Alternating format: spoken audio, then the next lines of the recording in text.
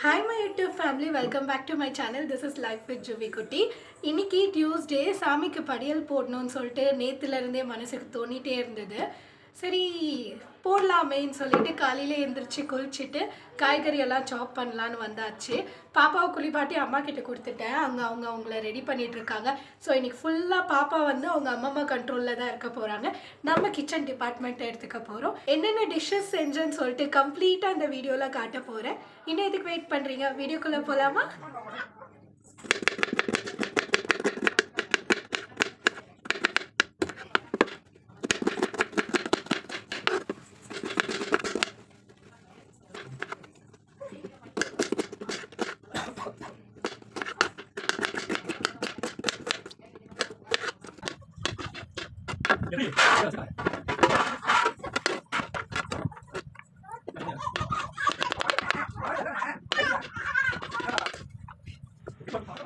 Shopping வேலை எல்லாமே முடிச்சுட்டு பாப்பாவையும் தூங்க வச்சுட்டு நான் இப்போ கிச்சனுக்கு வந்துட்டேன்.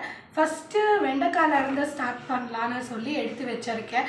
ஏன்னா இதில் தான் அந்த ஜெல் வந்துட்டு அப்படியே விட ஆரம்பிச்சிடும்.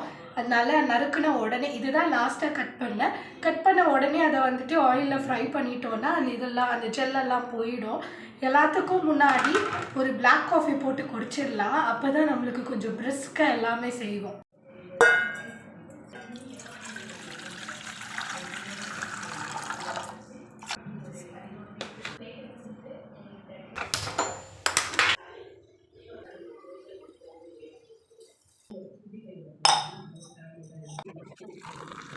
அம்மாவுக்கு ஒரு கப் காஃபி, எனக்கு ஒரு கப் காஃபி.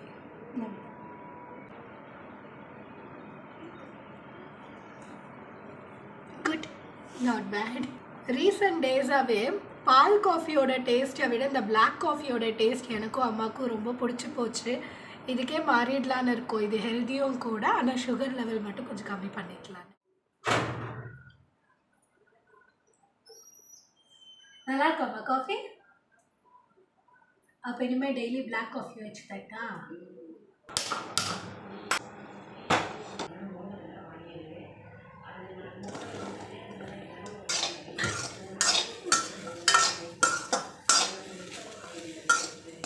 வெண்டைக்காய் இப்படி எடுத்து போடுறப்போ அது செப்பரேட்டாக விழுந்துச்சுன்னா அப்போது நம்ம வெண்டைக்காயில் இருந்த ஜெல் கன்சிஸ்டன்சி எல்லாமே போயிட்டு இப்போ இதை சாப்பிட்ற பதத்துக்கு வந்துடுச்சுன்னு அர்த்தம். ஸோ நீங்கள் பார்த்தீங்கனாலே தெரியும், நான் எவ்வளோ வாட்டி போட்டாலுமே ஒன்றோட ஒன்று ஒட்டாமல் அழகாக செப்பரேட்டாக விடுது.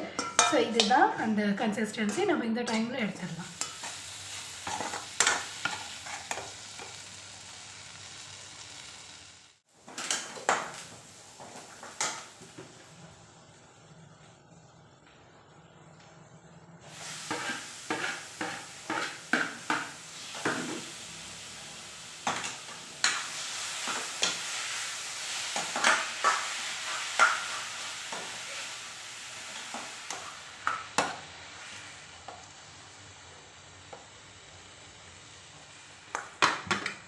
ஜுவி பாப்பா எந்திரிக்கிறதுக்குள்ளே எல்லா டிஷ்ஷஸும் எப்படியாச்சும் கம்ப்ளீட் பண்ணிடணும்னு சொல்லிட்டு ரொம்பவே ஃபாஸ்ட்டாக பண்ணிட்டு இருந்தேன். அண்ட் இப்போது ஜுவி பாப்பாவுக்கு நம்ம சாலிட் ஃபுட்ஸ் எல்லாம் கொடுக்க ஆரம்பிச்சிட்டோன்றதுனால இன்றைக்கி பருப்பு வேக வச்ச தண்ணியில் ரைஸ் மிக்ஸ் பண்ணி நெய் ஊற்றி கொடுக்கலான்னு அந்த பருப்பு தண்ணியை எடுத்து செப்பரேட்டாக வச்சிட்ருக்கேன். பாப்பா ஏஞ்சிட்டாங்கன்னா எந்த வேலை எப்படி இருந்தாலும் சரி, ஃபஸ்ட்டு அவங்களுக்கு சாப்பாடு ஊட்டிட்டு அதுக்கப்புறமா தான் நம்ம மறு வேலையை பார்ப்போம்.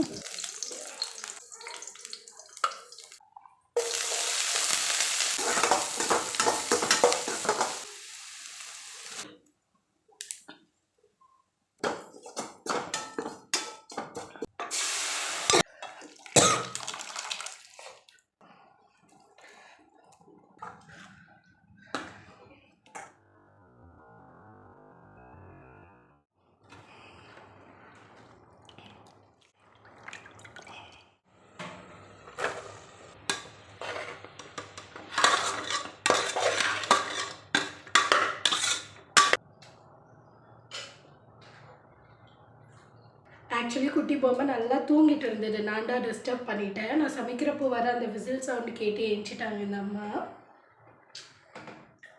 அம்மா தூக்கிக்கிட்டா கூட இருக்கலை, என்ன சமைக்கிறேன்னு பார்க்கணுன்னாங்க. அதான் தூக்கிட்டு வந்து அவங்களுக்கே காட்டிகிட்டு இருக்கேன் அம்மா என்ன சமைக்கிறேன்னு.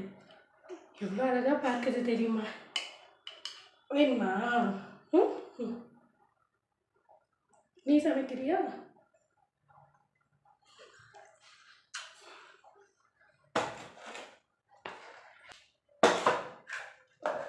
அரிசி போட்டுடலாம்.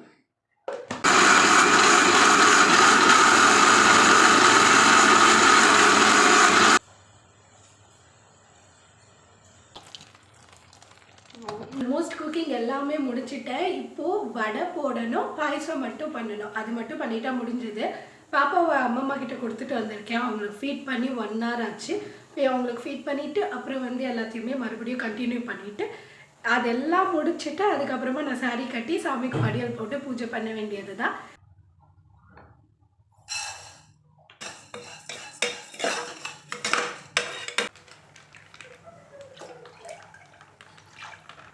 ஜுவி பாப்பாவுக்கு நான் எடுத்து வச்சுருந்த அந்த பருப்பு தண்ணியில் ரைஸ் போட்டு மிக்ஸ் பண்ணி நெய் ஊற்றி அழகாக வயிறு ஃபுல்லாக ஊட்டிட்டேன். ஜுவி தங்கத்துக்கு எந்த ஒரு விஷயம் நான் புதுசாக இன்ட்ரடியூஸ் பண்ணுற மாதிரி இருந்தாலுமே ஃபஸ்ட்டு ஒரு 2 வாய் அவங்களுக்கு கொடுத்துட்டு அவங்களுடைய ரியாக்ஷன் என்ன நான் அப்சர்வ் பண்ணுவேன். ட்ரஸ்ட் மீ, ஜுவி தங்கத்துக்கு அது பிடிச்சிருந்தா மட்டும்தான் நெக்ஸ்ட் வாய் வச்சுப்பாங்க. அப்படி இல்லைன்னா வாய் அப்படியே டைட்டாக மூடிடுவாங்க. பாப்பாவுக்கு சாப்பாடு ஊட்டிட்டு அம்மா கிட்ட அவங்கள கொடுத்துட்டு நான் வடையும் பாயசமும் பண்ண வந்தாச்சு. சமையலை பொறுத்த வரைக்கும் நம்ம சாப்பிங் வேலை ஆல்மோஸ்ட் முடிச்சிட்டாலே ஒரு 70% வேலை முடிஞ்ச மாதிரி, மற்றதெல்லாம் வந்துட்டு ஸ்டவ் கிட்ட கடகடன்னு செஞ்சு முடிச்சிடலாம். முன்னெல்லாம் சாப்பாடு ஒரு 1 இல்லை 1.5 ஹவர்ஸில் செஞ்சு முடிச்சிடுவேன். ஆனால் இப்போ பாப்பாவை வச்சுட்டு செய்கிறது ரொம்ப டைம் எடுத்துச்சு. கொஞ்சம் கஷ்டமாக தான் இருந்தது. இன்னைக்கு ஃபீடிங் மட்டும்தான் நான் பண்ணேன். அதுக்கப்புறமா ஃபுல்லாக அம்மா தான் பார்த்துக்கிட்டாங்க. எல்லாமே குக் பண்ணி முடிச்சுட்டு ஆல்ரெடி காலையில் ஒரு வாட்டி குளிச்சிருந்தேன். இருந்தாலும் இந்த சம்மர் சீசனில் கிச்சனில் வேலை செஞ்சதுனால ஃபுல் ஸ்வெட் ஆகிட்டு ஒரு மாதிரி கசகசன்னு இருந்தது. மறுபடியும் போய் குளிச்சுட்டு வந்துட்டு பூஜை பண்ணுன்றதுக்காக சாரீ கட்டி ரெடி ஆகிட்டேன். இதுதான் இன்றைக்கி என்னோடய அவுட்ஃபிட். இப்போது பூஜை பண்ணிடலாமா? இன்றைக்கி சாமிக்கு வைக்கிறதுக்கு என்னென்ன டிஷ்ஷஸ் செஞ்சேன்னு பார்க்கலாமா? உளுத்த வடை, பருப்பு வடை, அப்புறம் பால் பாயாசம். இன்றைக்கி ஒரே ஒரு பொரியல் தான் செஞ்சுருந்தேன். வீட்டில் பீட்ரூட் இருந்தது, அதை நல்லா கிரேட் பண்ணிவிட்டு பீட்ரூட் பொரியல் செஞ்சாச்சு. வெண்டைக்கால வறுவல் பண்ணியிருந்தேன். கேரட் பீன்ஸ் போட்டு ரைஸ் பாத் செஞ்சுருந்தேன். அதுக்கு தொட்டுக்கிறதுக்கு கர்ட் ரைத்தா, அப்புறம் ஒயிட் ரைஸ், சுட சுட சாம்பார் அண்ட் ஃபைனலாக மிளகு ரசம். இன்றைக்கி இந்த டிஷ்ஷஸ் எல்லாமே தான் நான் பார்த்து பண்ணது. இது எல்லாமே டேஸ்ட் கூட பார்க்காம பண்ணியிருக்கேன். சாமிக்கு பூஜை பண்ணி முடிச்சதுக்கு அப்புறமா வீட்டில் சர்வ் பண்ணிட்டு எப்படி இருக்குன்னு தான் கேட்கணும்.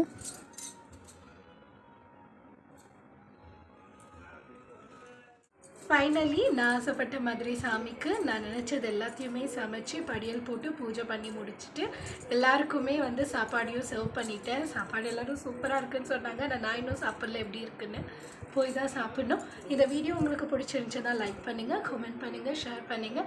இதே மாதிரி நிறையா வீடியோஸ் பார்க்கணுன்னு நினச்சிங்கன்னா லைஃப் வித் ஜுவி குட்டி சேனலை சப்ஸ்கிரைப் பண்ண மறக்காதீங்க. தேங்க்யூ ஃபார் வாட்சிங்.